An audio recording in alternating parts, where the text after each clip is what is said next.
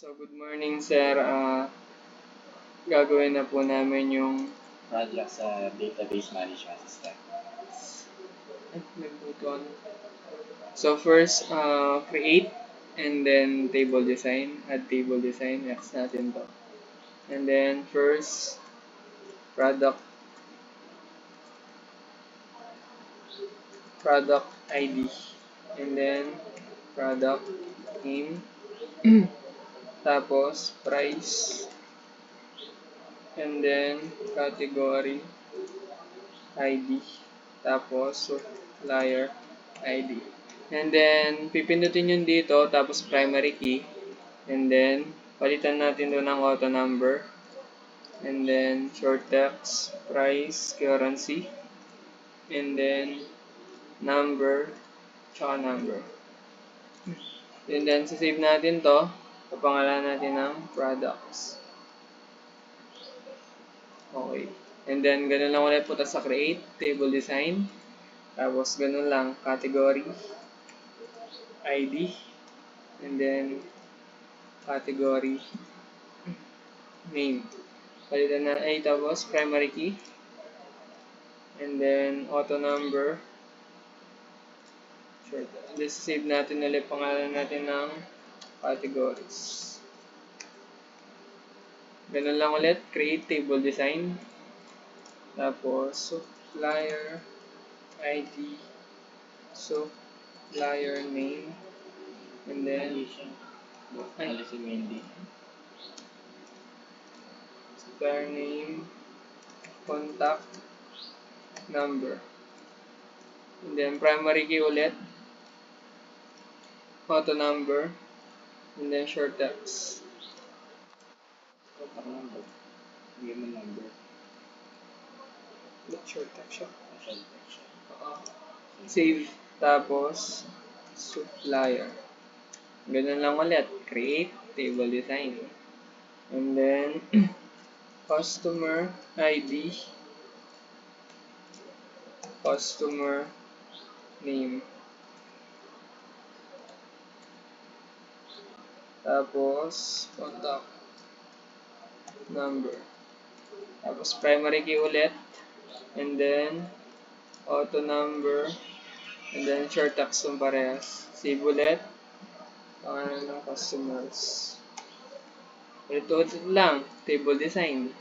Tapos, order ID. Order date. And then, customer ID. Tapos, primary key ulit.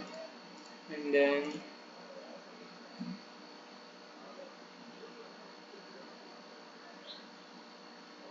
auto number. Tapos, date, time. And then, number ulit. Save. Tapos, orders.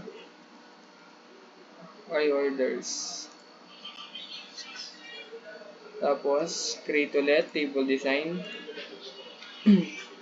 And then, order detail ID. Tapos, order ID. And then, payment method. Tapos, payment date.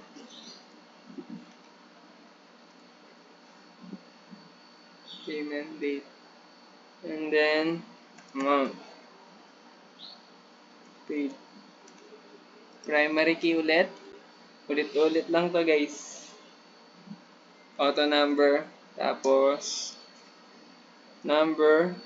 Short text date. Kasi, payment date. Kaya date. Amount paid, currency. Tapos, save. Payments. Ay, hindi. Order details. Okay, tapos create ulit. Table design. Pagkatapos nito, yung payments na. Payment ID. Pagkatapos, order ID. And then, payment. Ay, mali ito guys. Product ID pala to. Product ID. Quantity. Nakakalito guys. Total price. Tapos currency number. Number. Save. Payment method. Payment date. Amount paid. Tapos short primary key ulit, and then auto number, short text, and then date, time, and then currency. Save. Pagkatapos save payments. Patol sa create, table design, ganun lang ulit. Pagkatapos staff ID, staff name, and then role. Primary key ulit, and then auto number. Tapos short text na. Save, stop. Create ulit, table design. Pagkatapos nun, inventory ID. Product ID, then stock level. Primary key ulit, and then auto number, test number, and then save inventory, okay, and then create table design.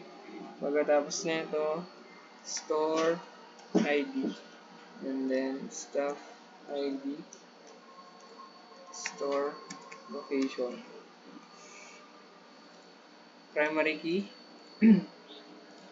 tapos auto number, and then save. Pagkatapos pangalan na ng stores, yan, save.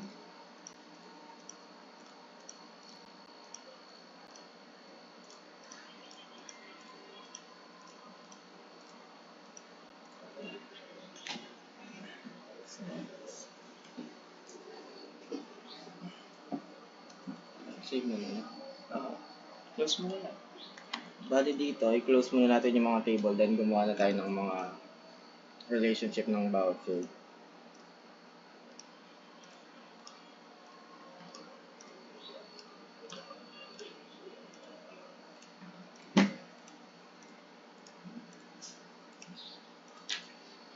Dito, punta tayo sa database tools, tapos click relationship.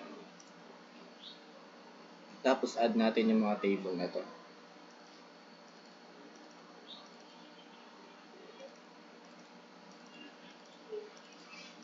So, lalagyan na natin sila ng relationship, bawat field name na nandito. Unahin natin yung category ID sa product.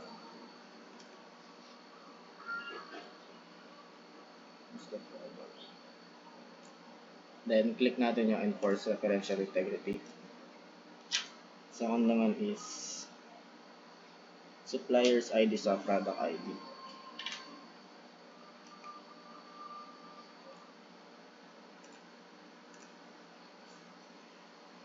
Next is yung customers table to orders table.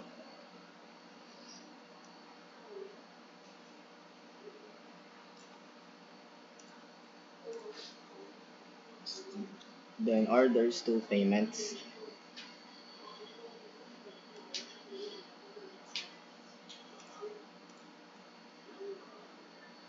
Next naman is yung menu to menu relationship. Bali orders, orders table, product table, and order detail. Unahin natin yung order ID sa to order details.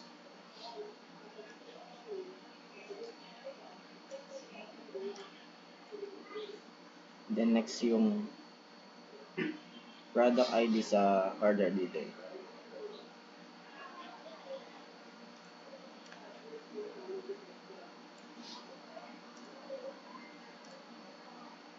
Next is yung stock ID sa stock to store table.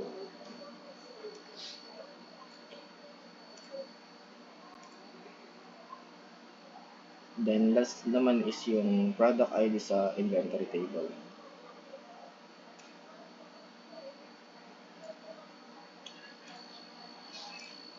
Then yan. Pagkatapos nating malagyan ng relationship, i-check niyo muna kung kung tama ba yung pagkakalagay niyo. Then save. After naman nun, create tayo ng query design. Ilagay natin yung mga table na kanina.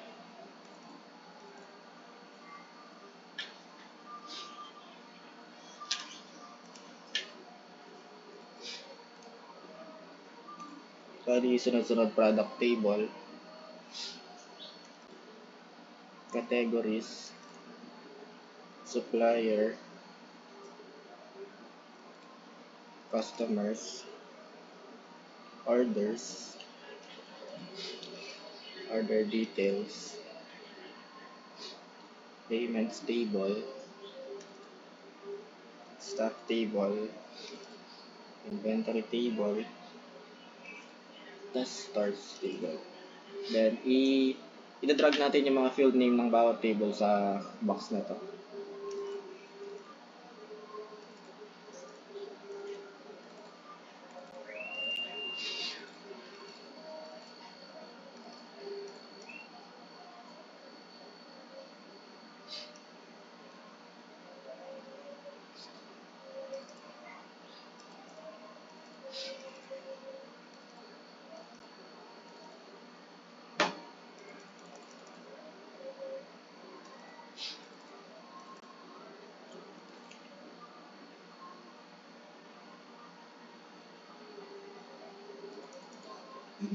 Wala na.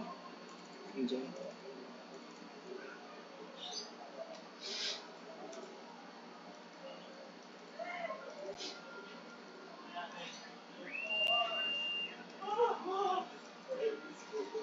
Then after natin madrag yung mga field name, i-save natin yung query design as cost database.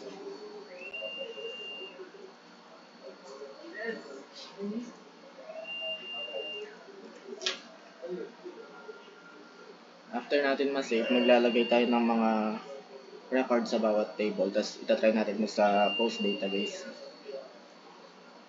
Then, yun na nga. Tapos na sila makapag-relationship and query design. Napalitan na to ng postal ID. Then, punta ka doon sa mga table. Then, open mo lahat ng table na ginawa mo.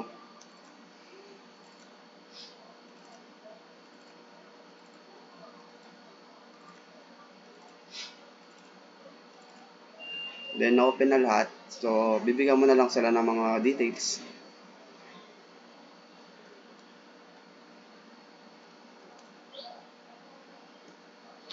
Dito sa category ID, category name, like, lagay ka kahit anong gusto mo pangalan. Ang naisip ko ay Java chips. Dito naman sa customer name, like,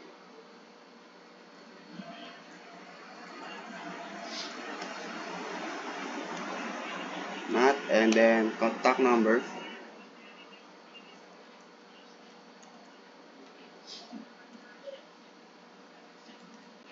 Inventory, product ID.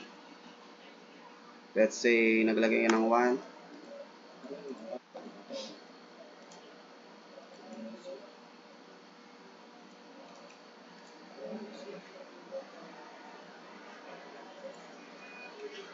Order details.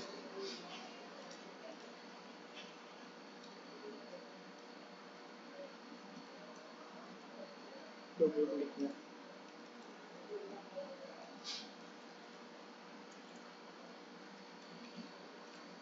Then, dito sa order date, lagay mo na lang yung date to date. Customer ID.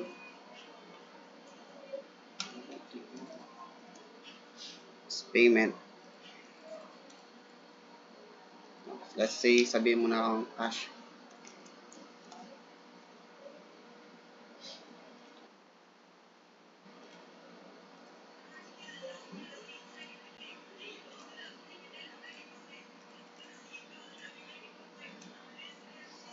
Product name, Java chips.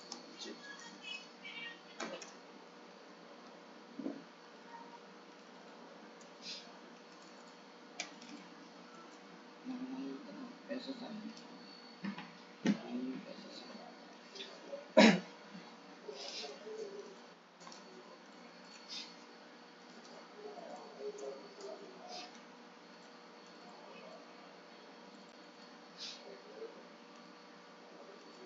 Staff name. Yung role niya, like, pero na lang lagay mo.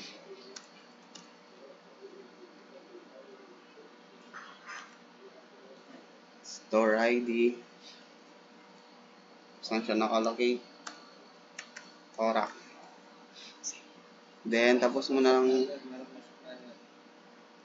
yung last yung supplier. Supplier name, contact number.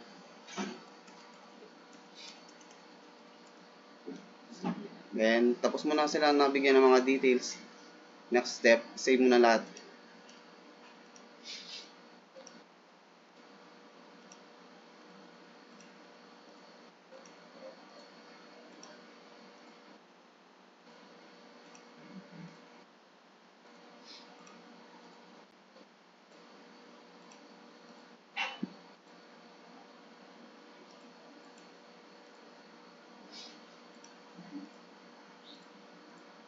Yan. Pagkatapos na save, refresh all. And punta ka sa postal ID at makikita mo yung details mo doon at tapos ka na.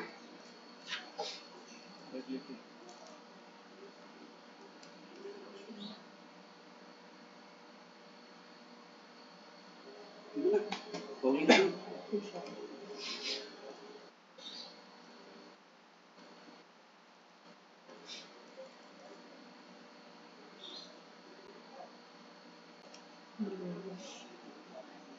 Yan ang kakayanan ko.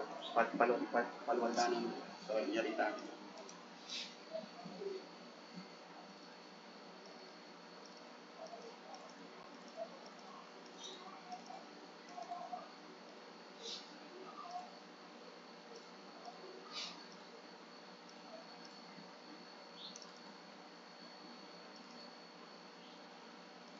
Ba't iba yung inventory ID to?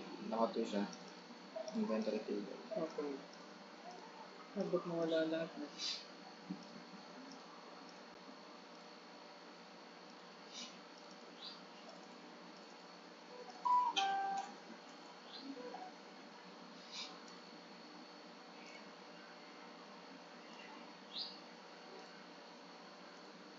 Yung save mo lahat.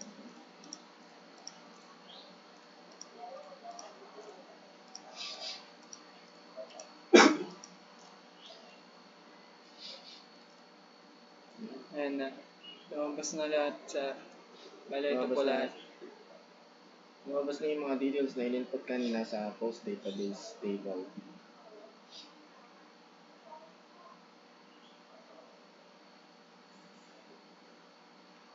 So, yun lang po, sir. Thank you po. Bye!